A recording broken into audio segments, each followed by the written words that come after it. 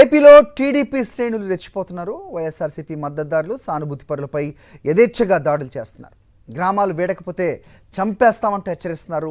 రాష్ట్రంలోని పలు చోట్ల హింస, ఆస్తుల ధ్వంసం చేస్తున్నారు. దీంతో కార్యకర్తల రక్షణకు వైఎస్ఆర్సీపీ కార్యాచరణ రూపొందించింది. ఇప్పటికే గవర్నర్ రాష్ట్రపతికి ఫిర్యాదులు చేసింది. మరోవైపు సుప్రీంకోర్టును బాధితులు ఆశ్రయించారు. కార్యకర్తల రక్షణకు అన్ని విధాలా సహకరించేలా ప్రత్యేక కమిటీలు వేసింది వైఎస్ఆర్సీపీ.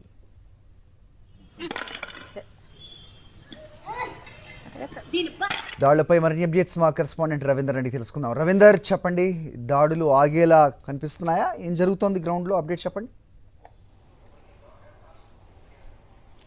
హరి, మొత్తంగా రాష్ట్ర వ్యాప్తంగా కూడా వైఎస్ఆర్ కాంగ్రెస్ పార్టీ కార్యకర్తలు, నాయకులను టార్గెట్ చేసుకుని తెలుగుదేశం పార్టీ చెందిన పచ్చమోకలు దాడులు చేస్తున్న నేపథ్యంలో వైఎస్ఆర్ కాంగ్రెస్ పార్టీ దీనిపై సీరియస్ గానే స్పందించింది. ఇప్పటికే అటు రాష్ట్రపతితో పాటు ఇక్కడ గవర్నర్ను కూడా కలిసి కంప్లైంట్స్ ఇచ్చిన పరిస్థితి. సో మరోవైపు దీనికి సంబంధించి లీగల్ గా కూడా పోరాటం చేయడానికి ఎక్కడ వెనక తగ్గాల్సిన పని లేదని కూడా ఇప్పటికే వైఎస్ఆర్ కాంగ్రెస్ పార్టీ అధినేత వైఎస్ జగన్ చెప్పారు. ఈ నేపథ్యంలో రాష్ట్ర వ్యాప్తంగా మొత్తం 26 జిల్లాలో కూడా 26 చోట్ల లీగల్ సెల్లను కూడా ఏర్పాటు చేశారు. అట్లాగే పార్టీకి సంబంధించినటువంటి నాయకులతో ప్రత్యేక కమిటీలను కూడా ఏర్పాటు చేశారు. ఎక్కడైతే దాడులు జరిగాయో ఆ దాడుల్లో గాయపడినటువంటి వారు ఎవరైతే ఉన్నారో బాధితులను పరామర్శించడంతో పాటు వారిని తీసుకెళ్లి పోలీస్ స్టేషన్లో కంప్లైంట్ ఇవ్వటం, అట్లాగే న్యాయ పోరాటం చేసే విధంగా చర్యలు తీసుకోవాలని ఇప్పటికే వైఎస్ఆర్ కాంగ్రెస్ పార్టీ అధినేత జగన్ చెప్పిన పరిస్థితి. ఈ నేపథ్యంలో రాష్ట్ర వ్యాప్తంగా ఇప్పటికే కమిటీలు కూడా ఏర్పాటయ్యాయి. ఇప్పటి వరకు చూస్తే కనుక గడిచిన ఈ 2-3 రోజుల్లోనే విపరీతంగా దాడులు జరుగుతున్నాయి. ప్రధానంగా నోజువేళ్లు చూస్తే అక్కడ కార్పొరేటర్ మీద ఏకంగా కత్తిపోట్లు కూడా చేసిన పరిస్థితి. మిట్ట మధ్యాహ్నం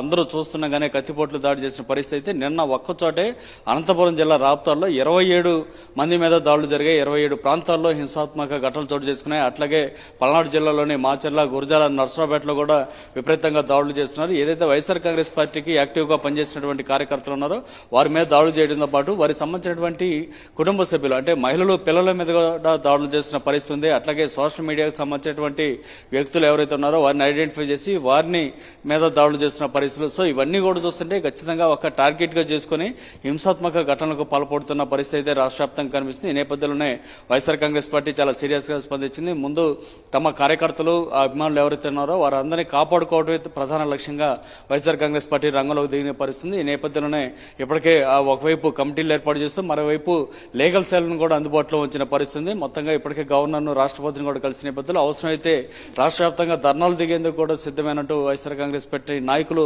చెప్తున్న పరిస్థితి. మొత్తంగా అయితే పార్టీకి సంబంధించినటువంటి కార్యకర్తల రక్షణ ధ్యేయంగా ఈ వైఎస్ఆర్ కాంగ్రెస్ పార్టీ ముందుకు పోతున్న పరిస్థితి కనిపిస్తుంది. ఇప్పటికే సుప్రీంకోర్టుకు వెళ్లారు బాధితులు చాలా మంది. వారందరూ కూడా న్యాయ సహాయం అందించాలనేది కూడా ఇప్పటికే పార్టీ అధినేత జగన్ సూచించారు. సో ఇప్పటికే ఎందుకంటే రాష్ట్ర వ్యాప్తంగా ముఖ్యంగా అనంతపురం జిల్లాలో కానీ పల్నాడు జిల్లాలో చాలా హింసాత్మక ఘటనలు చోటు చేసుకున్నాయి. ఎప్పుడు పెద్దగా గొడవలు జరిగినటువంటి కృష్ణా జిల్లాలో కూడా ఈసారి అత్యంత దారుణంగా పట్టపగలు కత్తులతోటి దాడులు చేసేటువంటి ఘటనలు చూస్తున్నాం. కానీ లేదంటే కార్లు కానీ ఇతర వెహికల్స్ మీద వైఎస్ జగన్ బొమ్మ కానీ రాజశేఖర రెడ్డి బొమ్మ కానీ కనిపిస్తే వారిని టార్గెట్ చేసి వెంటబడి మరీ వారిని వేధించడం, ఆ వాహనాలను ధ్వంసం చేయడం లాంటి ఘటనలు గడిచిన 2-3 రోజులుగా చాలా ఎక్కువగా జరుగుతున్న నేపథ్యంలో ఒకవైపు కార్యకర్తలకు అండగా నిలుస్తూ వారికి ధైర్యాన్ని కల్పిస్తూనే మరోవైపు వారికి సంబంధించి బాధితులు ఎవరైతే ఉన్నారో వారికి లీగల్ గా న్యాయ సహాయం అందించాలని కూడా వైఎస్ఆర్ కాంగ్రెస్ పార్టీ నిర్ణయం తీసుకుంది. హరి.